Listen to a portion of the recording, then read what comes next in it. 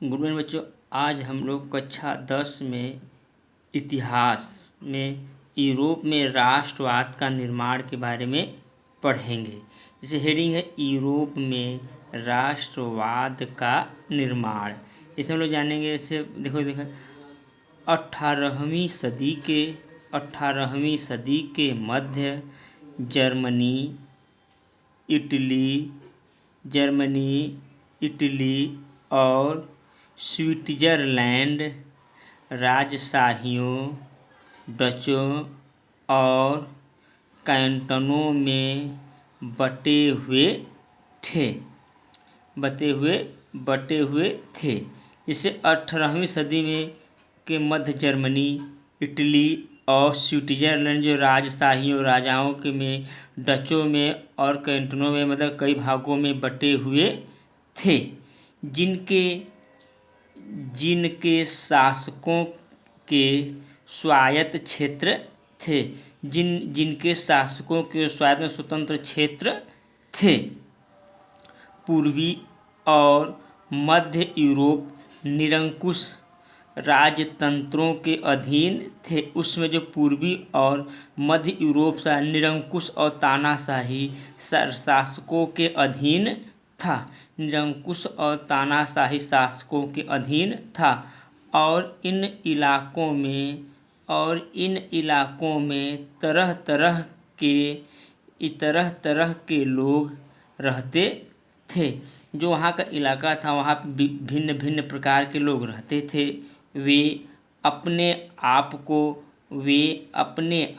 को एक सामूहिक पहचान या किसी समान संस्कृति का भागीदार नहीं मानते थे। वे अपने आप को एक सामूहिक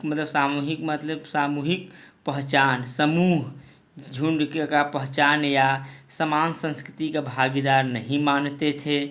अक्सर वे अलग अलग भाषाएं बोलते थे। जो वहाँ के लोग थे भिन्न भिन्न भाषाओं को बोलते थे और विभिन्न जातीय समूहों के सदस्य थे। जो वहाँ के लोग थे निम्न प्रकार के जाति वहाँ समूहों के सदस्य थे। ऐसी स्थिति राजनीति एकता को आसानी से जो वहाँ की स्थिति थी, जो भिन्न भिन्न जाति के समूहों के लोग रहते थे समूहों में सदस्य, तो वहाँ की जो ऐसी स्थिति थी एक राजनीति एकता को आसानी से बढ़ावा देने वाला नहीं था। उस ऐसे स्थिति में राजनीति आसानी से विकसित नहीं हो सकती है, आगे बढ़ नहीं सकता है, क्योंकि वहाँ भिन्न जाति के लोग रहते थे। इन तरह के समूहों को आपस में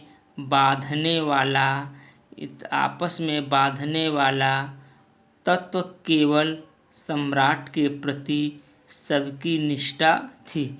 जो वहाँ तरह के समूह रहते थे वो आपस में बांधने वाला या केवल सम्राट के प्रति निष्ठा की भावना रखते थे। 18वीं शताब्दी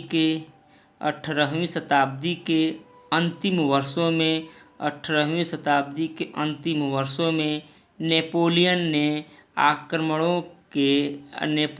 के आक्रमणों ने यूरोप में राष्ट्रीयता की भावना के प्रसार में महत्वपूर्ण योगदान दिया। जैसा आप जानते हैं कि नेपोलियन जो 1804 में फ्रांस से गद्दी पर बैठता है और 1815 में वाटरलू का युद्ध हारता और 1821 में नेपोलियन की सेंट हेलेना द्वीप में मृत्यु हो जाती है। अब चलते हैं हम लोग कुलीन वर्ग और नया मध्य वर्ग।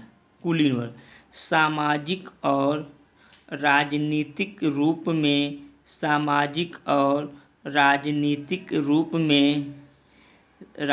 रूप से जमीन का मालिक कुलीन वर्ग यूरोपीय महाद्वीप का सबसे प्रभुत्वशाली वर्ग था। देखिए वहाँ यूरोप में जो था वहाँ पर सामाजिक और राजनीतिक दृष्टि से ज़मीन का मालिक कुलीन वर्ग और यूरोपीय महाद्वीप का सबसे प्रभुत्वशाली वर्ग था। वहाँ का सबसे शक्तिशाली वर्ग कुलीन वर्ग था। इस वर्ग के सदस्य एक साझा जीवन शैली में बंधे हुए थे। इस वर्ग के जो सदस्य थे, कुलीन वर्ग के सदस्य थे, वो एक दूसरे से जीवन शैली से बंधे हुए थे, जो क्षेत्रीय विभाजनों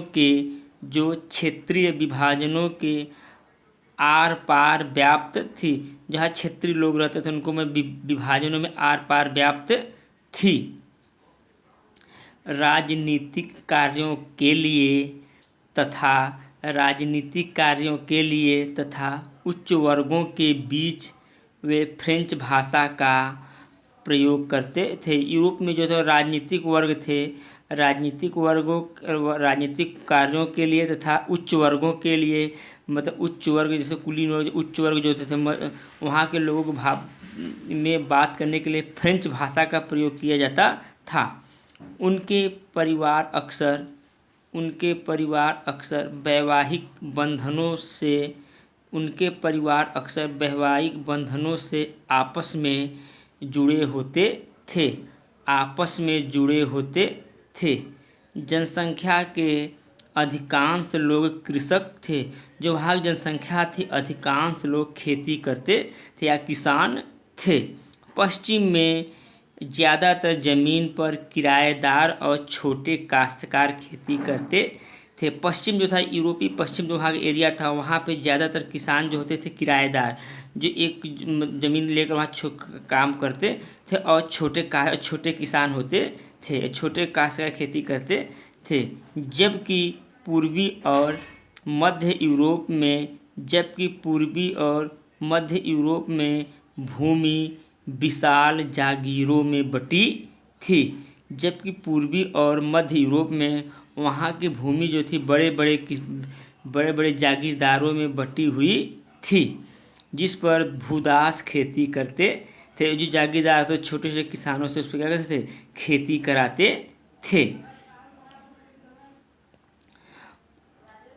खेती कराते थे। मध्य और पूर्वी यूरोप में इन समूहों का आकार 19वीं सदी के अंतिम दशकों तक छोटा था। जो 19वीं सदी का था अंतिम समय, मध्य वर्ग और पूर्वी यूरोप में इन समूहों का आकार क्या था, छोटा था। कुलीन विशेषाधिकारों की समाप्ति के बाद, कुलीन वर्ग जो थे उनको जो विशेष अधिकार दिया गया था, उनको समाप्त करने के बाद शिक्षित और उदारवादी मध्य वर्गों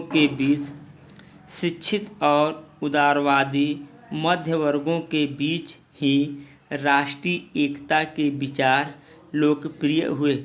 जो वहाँ पे उदारवादी थे और शिक्षित थे, क्योंकि जो कुलीन वर्ग जो विशेषाधिकार समाप्त किया गया, उसके बाद शिक्षित और उदारवादी मध्य वर्गों के बीच ही राष्ट्रीय एकता के विचार लोकप्रिय हुए।